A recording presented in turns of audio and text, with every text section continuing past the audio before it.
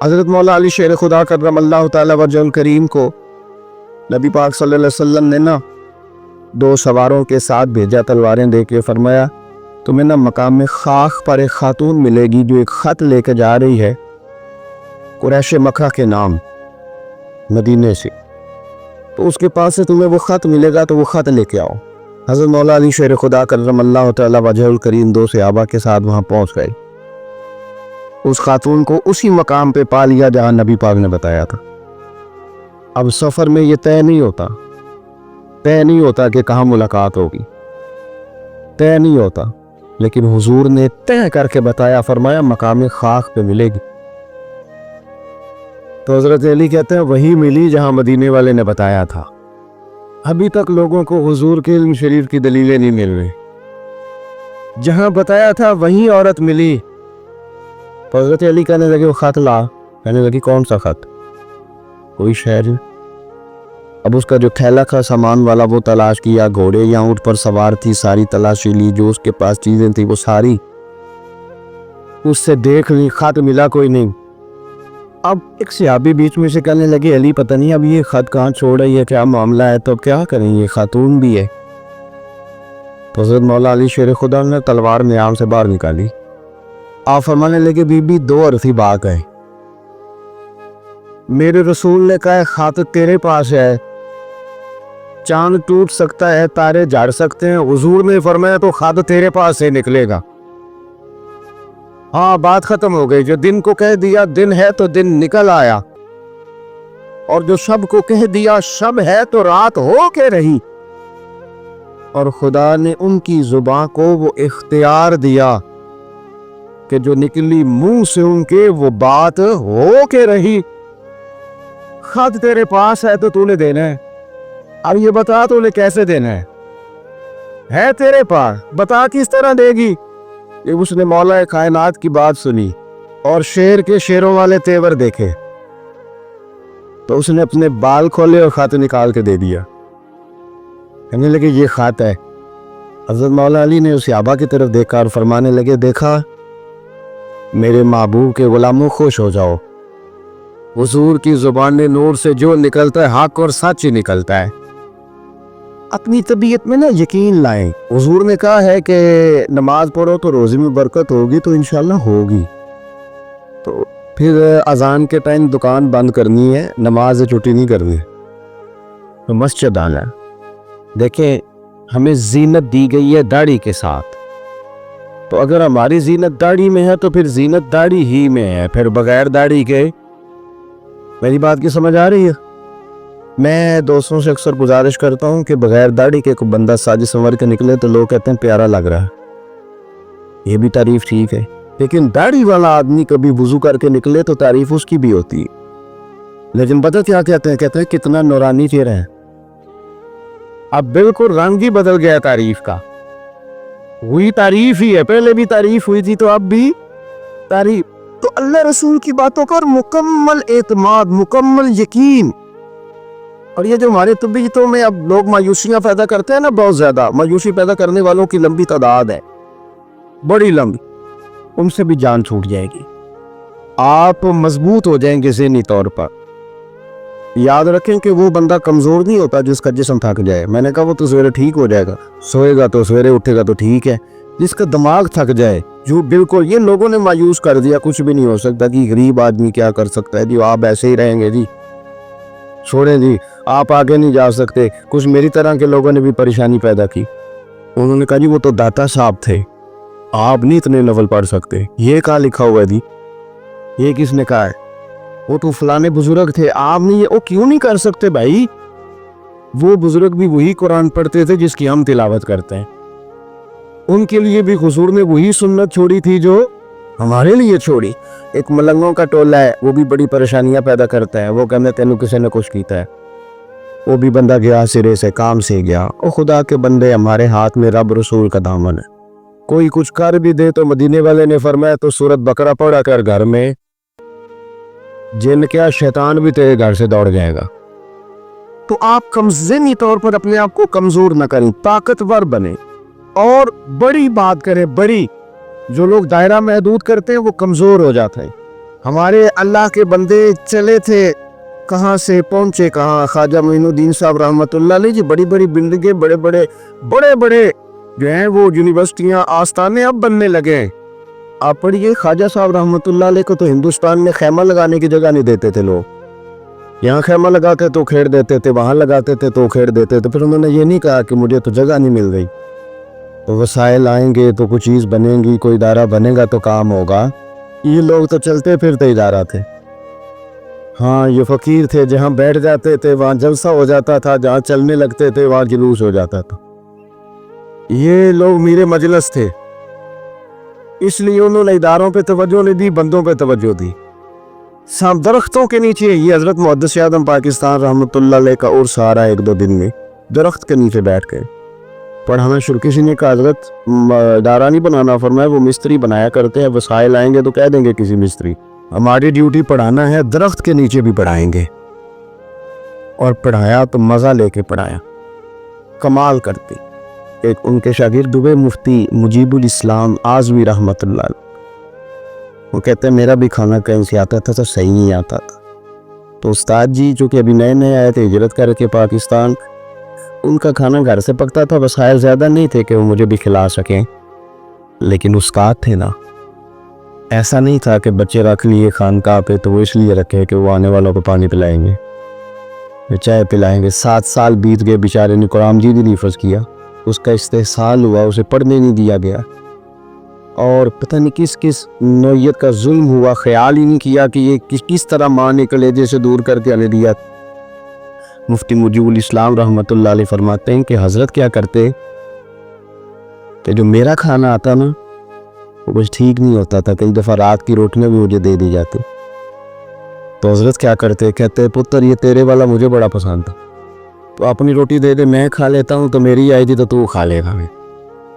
فرماتے میں حضرت جب میرا کھانا کھاتے تو میں رویا کرتا, میں روتا, اور جو اپنا کھانا آتا وہ مجھے دیتے. یہ اس رنگ میں نا اگر کوئی شعیب آئے میسر, پھر شبانی سے کلیمی 2 قدم ہے, اللہ کرے کو مل جائے نا ایسا, یہ اس طرح پیار کرے تو بہت سارے لوگ نکھر کے سامنے آ جائیں. کیونکہ باتیں زیادہ نہیں کرنی, سمیٹنے کی طرف آتا ہوں. یقین مضبوط کرے, ایمان مضبوط, اور کچے لوگ جو آپ کا ذہن الجھاتے ہیں ان سے بچے, جو ذہنوں میں افتراق پیدا کرتے ہیں ان سنگتوں صحبتوں سے بچیں. پھر فرمایا وقان یتقون, وہ لوگ متقی ہوتے ہیں. تقوی کا معنی ہے محتاط زندگی گزارنا. توبہ کا مطلب ہوتا ہے اپنے پچھلے تمام گناہوں سے اللہ کے حضور معافی مانگنا.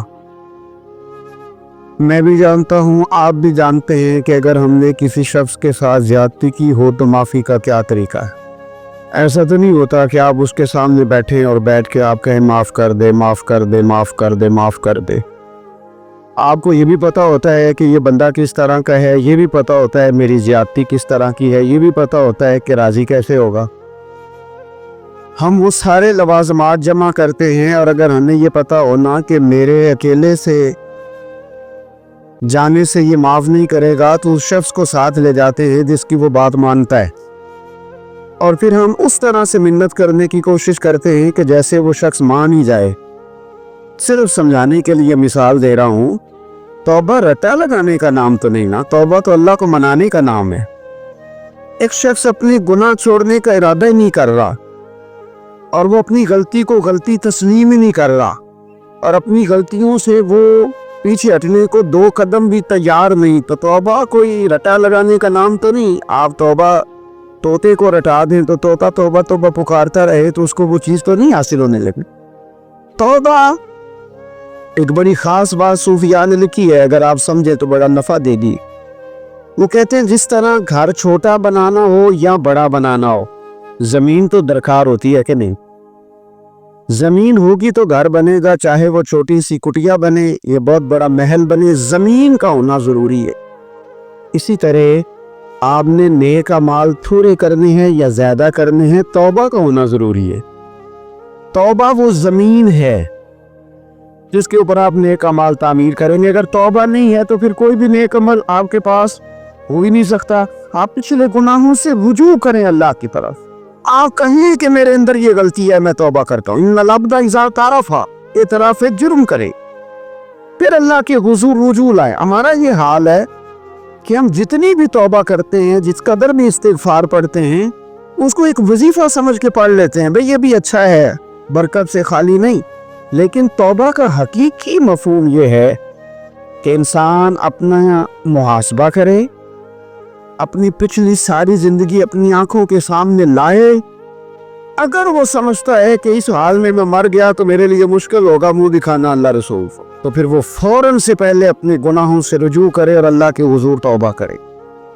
ये तौबा का मफहूम है। मेरे रसूल पाक सल्लल्लाहु ताला अलैहि वसल्लम ने अपनी उम्मत को इस तरफ खास रग़बत हुजूर ने अपनी उम्मत की कराई। रब बड़ा मेहरबान है, बड़ा ही करीम है। वो तो किसी बंदे की ऊँटनी अगर कभी गुम हो जाए सहरा में, और इस तरह गुम हो के पैसे भी ऊँटनी पे हो, खाना भी ऊँटनी पे हो, कपड़े भी ऊँटनी पे हो, इलाका भी सहरा का हो, और उसने किसी टहनी के साथ बांधी हो, फिर वो सो जाए, सो के उठे तो ऊँटनी गायब हो। अब वो इतना परेशान हो कि आगे पीछे दाएं बाएं देखा तो पता चला कि ऊँटनी तो गायब हो गई, ना खाना है, ना पैसे हैं, ना कपड़े, ना सवारी है, इलाका सहरा का है, पैदल जा भी नहीं सकता। तो फरमाया जिस तरह वो बैठ कर मौत का इंतज़ार करने लगता है, और वो मुंतज़िर था कि अब मौत ही आएगी, अब कोई और सहारा नहीं। फरमाया अचानक अगर ऊँटनी सामने आ जाए तो उसे कितनी खुशी होगी। या रसूलल्लाह उसे तो बड़ी खुशी होगी। फरमाया जब रब का बंदा तौबा करता है तो अल्लाह को इससे भी बढ़कर खुशी होती है कि बंदा तौबा कर गया, अपने घर वापस आ गया है, इसने बात मान ली। हमारा असल मसला एहसास का है, तौबा का नहीं। जब तक अपनी गलतियों का बंदा मुहासबा नहीं करता, जब तक एहसास पैदा नहीं करता, वो महसूस नहीं करता कि मैं गलत हूँ, मुझे ठीक होना चाहिए, तब तक तौबा का है। आप देखें ना सहाबा किराम का मिजाज क्या, छोटी छोटी चीज़ें हैं, लेकिन वो दौड़ के आते हैं, कहते हैं या रसूलल्लाह गलती हो गई, और अपने आप को पेश करते। एक खातून ने आके पेश नहीं किया कि या रसूलल्लाह मेरे पेट में नाजायज़ बच्चा मुझे पाक कर दी, कोई पकड़ के नहीं लाया, किसी ने आके उसे गिरफ्तार नहीं किया, मुकदमा नहीं कराया, पर्चा नहीं दर्ज कराया, 14 दिन के रिमांड के बाद नहीं मानी, खुद आई और आके कहा हुजूर मेरे से गलती हो गई, या मुझे माफ़ कर दे। तो रसूल पाक सल्लल्लाहु ताला अलैहि वसल्लम ने बच्चे की विलादत के बाद उसे दोबारा बुलाया, कहा बाद में आना, वो आई, उसे संसार किया गया। तो जब किसी शख्स ने कहा ना कि ये तो बड़ी नफ्स के हाथों गिरफ्तार औरत थी और कितना बड़ा जुर्म किया, तो फिर हुजूर ने पता क्या फरमाया, फरमाया चुप कर जाओ, तुमने गुनाह देखा है, तुमने उसका एहसास नहीं देखा। जब तक एहसास गुनाह और एहसास ज़िया पैदा नहीं होता, उसकी वजह यह है, इमाम गज़ाली रहमतुल्लाह अलैह फरमाते हैं जो मोमिन होता है ना, मोमिन वो धागे के बराबर गुनाह करे तो वो महसूस करता है कि पहाड़ के बराबर गुनाह है मेरे ऊपर, और जो मुनाफिक होता है ना वो पहाड़ के बराबर गुनाह करके कहता है ये तो धागे के बराबर है, महसूस ही नहीं करता कि मैंने इतने इतने जुर्म किए। वो तस्लीम करने को तैयार नहीं होता। जब तक तस्लीम नहीं करता तब तक तौबा का कोई माना समझ में नहीं आता। और तौबा करें तो फिर तौबा ना, और भाई जिसने मानना होता है वो तो इशारे से भी मान जाता है, और जिन्होंने नहीं मानना ना, मैं कई दफ़ा कहता हूँ, मैं कहता हूँ ये मेरा जो दौर है ये शाने लोगों का दौर है, समझदार ज़्यादा हैं, और समझदार भी उस तरह के समझदार नहीं जिस तरह का मामला फहम समझदार होता है। समझदार चालाक किस्म के, अपने आप में समझदार और अपने ज़हन के मुताबिक फैसला करने वाले लोग। फिर हम बहुत सारी जगहों पे टामुक टोनियाँ खाते हैं। जिसने मानना है उसने इशारे से भी मान जाना है, और जिसने नहीं मानना उसने कहना मुझे 24 साल हो गए फलानी जगह जुमा पढ़ते पर मैं मानने को तैयार नहीं हुआ। नहीं ना मानना तो मुझे 20 साल हो गए फलानी जगह जाते आते, बस नहीं मानना तो फिर मिजाज नहीं होता। इसमें मानना है। हज़रत फ़ुज़ैल बिन इयाज़ रहमतुल्लाह अलैह डाकू थे, और निरे डाकू नहीं थे, डाकुओं के सरदार थे। तो इरशाद फरमाते हैं कि मेरा तरीका ये था कि मैं एक पूरे काफिले की सूरत में हमला करता था तो लोग डरा करते थे, अगर कि फ़ुज़ैल बिन इयाज़ के डाकुओं ने हमला किया तो फिर नहीं बचते। एक दिन गुजर रहा था तो एक कारी साहब आयत पढ़ रहे थे, ला तक़नतू मिन रहमतिल्लाह, अल्लाह की रहमत से कभी ना उम्मीद ना होना, इन्नल्लाह यग़फ़िरुज़्ज़ुनूब जमीआ, बेशक वो सारे गुनाह माफ़ कर देगा। आप फरमाते मेरे दिल में बात असर कर दी। मानना है ना, जिसने नहीं मानना उसने 6666 आयतों का तर्जुमा पढ़ के भी توجہ نہیں کر رہی. آپ ارادہ کریں نا, آپ اپنی دل کی زمین کو زرخیز بنائیں. فرماتے ہیں میں فوراً وہ آیت سنی تو میں رویا, اور میں وہ حافظ صاحب کے پاس چلا گیا, ان سے اجازت لی, ان کے کمرے میں داخل ہوا. میں نے کہا آپ نے بھی آیت پڑھی ہے کہ اللہ سارے گناہ معاف کر دے گا؟ تو جس بندے نے کئی سال ڈاکے ڈالے ہوں, بیٹیاں روتی رہتی ہوں پر وہ مال لے کے آ گیا ہو, مائیں واسطے دیتی رہتی ہوں پر وہ لوٹ کے نکل آیا ہو, اب جی اگر وہ بندہ بھی سچے دل سے توبہ کرے تو اللہ معاف کر دیتا ہے. تو آفا جی کہنے لگی میں کون ہوتا ہوں تمہیں کوئی تفسیر بتانے والا, میں نے تو قرآن کی آیت پڑھی ہے. میرا رب کہتا ہے لا تقنطوا من رحمت اللہ, تم نے مایوس نہیں ہونا, تم آ جانا, معافی مانگ لینا. ان اللہ یغفر الذنوب جمیعا, اللہ سارے گناہ معاف فرما دے گا. اللہ سارے گناہ, تجھے تو اللہ فرما رہا ہے. فضیل بن عیاض کہتے ہیں میں نے کہا ختم ہو گئی بات, توبہ بھائی. واپس آیا تو وہ میرے ساتھ جو تھے نا, ان سے میں نے کہا سردار نیا تلاش کر لو بھائی.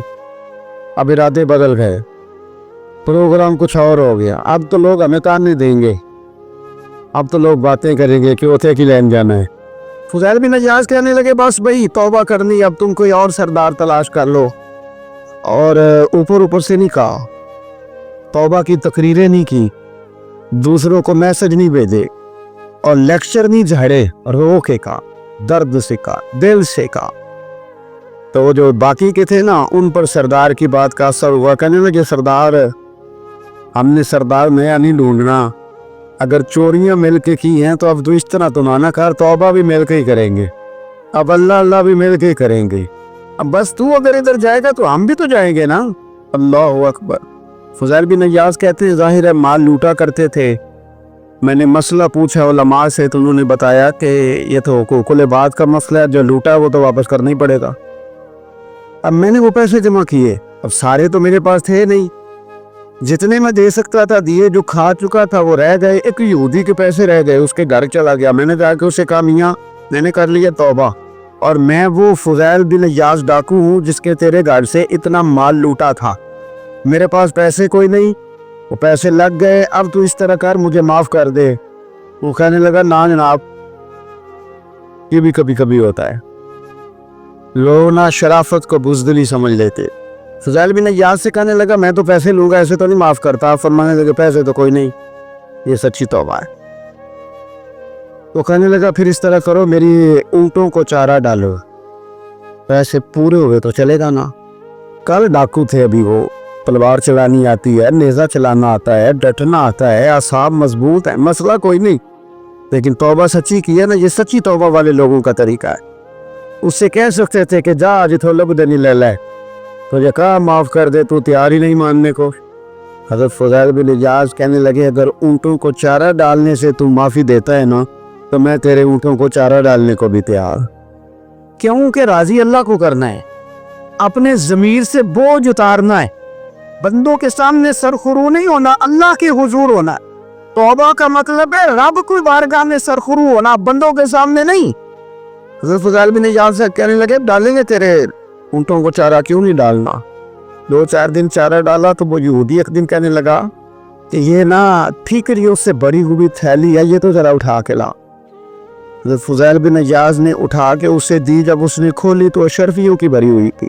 تو آپ فرمانے لگے تو کہہ رہا تھا ٹھیکریاں اٹھا کے لا. کہنے لگا میں تورات بڑی پڑھتا ہوں, عالم ہوں, میں نے تورات میں پڑھا تھا کہ مسلمان جب سچی توبہ کر لیں گے نا تو رب ٹھیکریوں کو بھی سونا بنا دیا کریں, پھر یہ مٹی کے ڈھیلے اشرفیاں بنا کریں گے. تو میں نا تیری توبہ چیک کر رہا تھا, یہ اس میں نے روڑے بڑے ہوئے تھے, لیکن تو اٹھا کے لایا, تو تیری توبہ بھی سچی ہے اور تمہارا دین بھی سچا ہے. اب اس طرح کا معافی اس شرط پہ دوں گا کہ مجھے کلمہ پڑھا تاکہ میں بھی مسلمان ہوتا. توبہ کے معاملے میں احساس, اور میں نے کہا کہ جس نے اشارہ لینا ہے, اشارہ, ایک زازان نام کا نا گویا تھا, آواز بڑی سریلی تھی. شراب خانے میں جب محفلیں سجتی تھی تو معاذ اللہ وہ گانے گایا کرتا تھا, سریلی آواز تھی. حضرت عبداللہ ابن مسعود حضور کے صحابی, حضور نے فرمایا عبداللہ ابن مسعود اسی طرح قرآن پڑھتے ہیں جس طرح میرے اوپر نازل ہوا تھا. عبداللہ ابن مسعود نا چھوٹا قد, پتلی پتلی ٹانگیں تھی حضرت عبداللہ ابن مسعود. ایک دن درخت پہ چڑھے ہوئے تھے تو کچھ لوگوں نے نا بچے کرتے ہیں نا مذاق، معاذ اللہ کچھ نے کہا کتنی پتلی ٹانگیں. اللہ کے محبوب علیہ السلام نے فرمایا قیامت کے دن عبداللہ ابن مسعود کی ٹانگوں کا وزن احد پہاڑ سے بھی زیادہ ہوگا. زبردست صحابی ہے. اور حضور نے فرمایا میں نے جس کو گورنر بنایا، کسی جگہ امیر بنایا، مشورہ کر کے بنایا، اگر میں کسی کو بغیر مشورے کے امیر بناتا ہوں تو عبداللہ ابن مسعود کو بناتا. حضرت عبداللہ ابن مسعود گزر رہے تھے تو وہ جو زازان نام کا گویہ تھا وہ گانے گا رہا تھا. ہماری جو تقریریں ہیں نا جی، میری طرح کے لوگ وہ چونکہ جمعہ پڑھانا ہے 45 منٹ پاس کر دیں تو نہ وہ ذوق سے تیاری، نہ وہ درد. قوم کی اصلاح ایک تیرے ایسا فرمایا کرتے تھے تمہارا بچہ بگڑ جائے تو کتنے پاپڑ بیلتے ہو صحیح ہو جائے. یکدم خدا نخواستہ خاکم بدہن کروڑ دفعہ اللہ معاف کرے کسی باپ کو رات کو خبر مل جائے کہ تیرا بیٹا نشہ کرتا ہے، سوئے گا رات کو؟ روئے گا کہ نہیں مصلی بچھا؟ لیکن یہ صرف اپنے بیٹے کے بارے میں ہے. کاش قوم کے ہر بیٹے کے بارے میں ہمارا یہی ذہن بن جائے کہ یار یہ کیوں بگڑ گیا ہے. اور اس درد سے جب ہم اصلاح کریں گے، تقریر کریں گے، پھر آپ محسوس کریں گے کہ اللہ اس میں اثر بھی پیدا کرے اور اس میں تاثیر آتا. حضرت عبداللہ ابن مسعود گزرے تو درد تھا نا دل کے اندر، اور اگر کسی نے توبہ کرنی ہے پھر جملے سے بھی کر لینی. آپ گزرے، سریلی آواز کانوں میں آئی، کھڑے ہو کے کہنے لگے کون ہے؟ کہ جناب زازان نام کا گویہ ہے. مصطفیٰ کریم کے شانوں والے غلام کی زبان سے لفظ نکلے، کتنی سونی آواز ہے، کاش یہ قرآن پاک کی تلاوت کرتا. اللہ اکبر، کاش کوئی ایسا ہو تو صحیح جو ہمیں کہے کہ کاش یار تو قرآن پڑھتا، کتنی سونی آواز ہے، کاش تو نعت پڑھتا. کوئی کہے تو صحیح، کوئی کہتا ہی نہیں. کوئی کہتا ہی نہیں کتنا سونا چہرہ ہے، کاش اس پہ داڑھی ہوتی. کوئی کہتا ہی نہیں میری ملت کے جوانوں. سینکڑوں لوگ ہیں. ایک بچہ مجھے ایک دفعہ ملا لاہور میں تو میرے گلے لگ کے اس طرح رویا جس طرح کو بچھڑا ہوا روتا ہے. لگا پیر صاحب مر جان لگے ہیں، کچھ آڈی سلاج نہیں کردا، خوب گئے گناہ میں، کوئی بائیں نہیں پھڑدا. کوئی ملے تو صحیح جو ہمارے دکھوں کا مداوع کرے. کوئی نہیں، اپنی اپنی نفسا نفسی، کوئی بات بتانے والا ہی نہیں.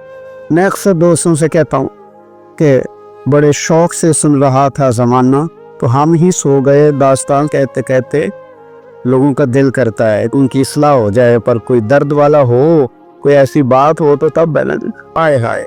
حضرت عبداللہ ابن مسعود کہنے لگے کاش یہ قرآن پاک پڑھتا. یہ کہہ کے چلے گئے.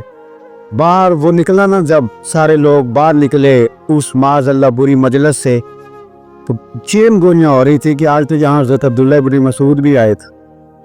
تو زازان سے کسی نے کہا کہ آج نا حضرت عبداللہ ابن مسعود نے تیری آواز سنی، تیری آواز. تو وہ کہہ رہے تھے کاش اتنی سونی آواز سے قرآن پڑھتا تو مزہ آتا. کاش. وہ کہنے لگا نبی پاک کے صحابی نے میرا نام لیا، گویہ ہو کے میرا ذکر کیا ہے. حضرت عبداللہ ابن مسعود نے میرا نام لے کے کہا کہ کاش میں قرآن پڑھتا. وہ میرے لیے کہا مصطفیٰ کے صحابی نے حضور سے قرآن سیکھنے والے کی خواہش ہے کہ میں قرآن پڑھوں. دوڑے گئے، کدھر ملیں گے عبداللہ ابن مسعود؟ فلاں جگہ غسل کیا، وضو کیا، پیروں میں لگ گئے جا کے. کہنے لگے سونیا یہ اس کے قرآن پڑھنے کی تعریف مدینے والے کریں، وہ میرے بارے میں کہے کہ مجھے قرآن پڑھنا چاہیے تھا. آج سے میں نے ٹھوکر ماری سارے گانوں کو، سکھاؤ مجھے قرآن، میں قرآن ہی پڑھا کروں. میں قرآن پڑھوں گا، میں پڑھ پڑھ کے سناؤں گا. لوگ میری زبان سے اللہ کے کلام کی تلاوت سنا کریں گے. کوئی بیٹھا ہوا مجھے دور دعا دیتا ہے، میں ڈوبتا ہوں سمندر اچھال دیتا ہے. کوئی تو ہو نا جو کہے. کوئی تو فرمانے لگے بس ہو گئی حضور، آپ دیکھیں گے میں قرآن ہی پڑھوں گا. میری زبان سے اللہ کی کتاب کی تلاوت ہی ہو گئی، طے ہو گئی بات. تو کسی نے نصیحت لینی ہے توبہ کے لیے تو ایک جملہ بھی کافی ہے، ایک جملہ بھی. اور میں نے کہا کہ اگر صرف تقریر سننی ہے، واز ہی سننے اور ساری زندگی اسی پہ لگانی ہے کہ آج بڑا جملہ کا، آج بڑا مزہ آیا، آج فلانی بات ہو پہلی دفعہ سنی، کچھ قرضے دے کے جان چھوٹے گی، اس کے بغیر جان نہیں چھوٹتی. اپنی قضا نمازوں کا حساب لگائیں اور ان کو نا صحیح کر کے ادا کریں.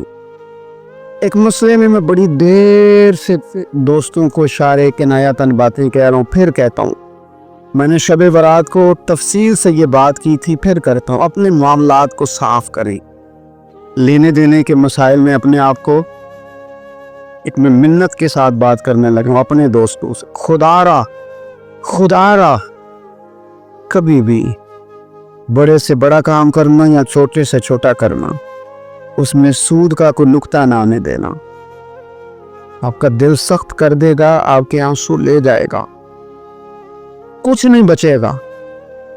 جس طرح پیشاب کا ایک قطرہ کئی من دودھ کو تباہ کر دیتا ہے، یہ سود آپ کے اصل مال خدا را۔ یہ میری منت ہے، میری گزارش ہے۔ میں ان دوستوں کو جانتا ہوں، مجھے لگتا تھا کہ یہ ولایت کا رستہ طے کریں گے، لیکن چلے کچھ جگہ مجبوریاں ہوتی ہیں، کچھ معاملات ہوتے ہیں، لیکن کوئی ایک آدھ نقطہ ایسا آتا ہے بیچ میں، وہ لے جاتا ہے ساری چیزیں۔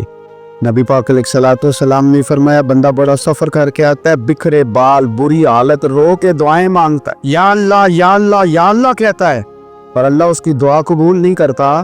سونیا آپ کہہ رہے ہیں رحمت للعالمین ہو کے کہ رب قبول نہیں کرتا؟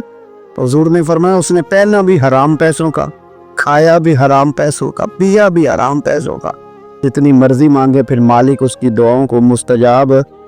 ہمارا ایک تو ہے اپنا عمل، ایک ہے توبہ، ایک بات کی اعمال۔ ہم نے ایک آخری بات یہ آپ سے کرنی ہے کہ ہمارے ذمے جس طرح ہمارے بچوں کی ڈیوٹی ہے نا، بیوی کا نان نفقہ خامد کے ذمے ہوتا ہے، ماں باپ بوڑھے ہوں تو ان کی ڈیوٹی اولاد کے ذمے، اسی طرح ہم قیامت تک نبی کوئی نہیں آئے گا، دین کی جو ڈیوٹی ہے وہ نبی پاک کی امت نے ادا کر دی۔ اور اللہ کیا فرماتے ہیں قرآن مجید کی سورہ محمد صلی اللہ تعالی علیہ وسلم، اللہ فرماتے ہیں، یا ایھا الذین آمنوا ان تنصروا اللہ ینصرکم، اے ایمان والو اگر تم اللہ کے دین کی مدد کرو گے تو اللہ تمہاری مدد کرے گا، وَيُثَبِّتْ أَقْدَامَكُمْ، اور اللہ تمہارے قدموں کو جما دے گا، یعنی تمہیں مضبوط کر دے گا، تم مضبوط سے مضبوط ہوتے جاؤ گے۔ شرط کیا ہے؟ ان تنصروا اللہ، اگر تم اللہ کے دین کی مدد کرو۔ اپنے مزاجوں میں نا اللہ کی دین کی مدد کا ذوق پیدا کریں۔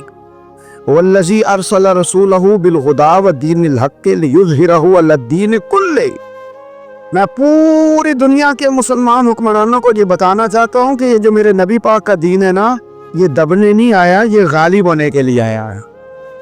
اور اسلام کی فطرت میں قدرت نے لچک دی ہے، اتنا ہی یہ ابھرے گا جتنا کہ دبا دو گے۔ کیا سمجھتے ہیں اسرائیل کے گنڈے کہ مسجد اقصیٰ میں نمازیوں کو تنگ کر کے تو وہ کہیں گے کہ ابھی پوچھنے والا کوئی نہیں؟ اسلام کی فطرت میں قدرت نے لچک دی ہے، اتنا ہی یہ ابھرے گا جتنا کہ دبا دو گے۔ بانجھ نہ سمجھا جائے اس امت کو، بس یہ جو مسلمان حکمران ہیں یہ اتنی بات سمجھ لیں کہ تم جب ان یہودیوں سے، کافروں سے معاہدے کرتے ہو تو تمہیں تو کچھ خیال نہیں آتا، تم تو صرف دنیا داری دیکھ کے چلتے ہو۔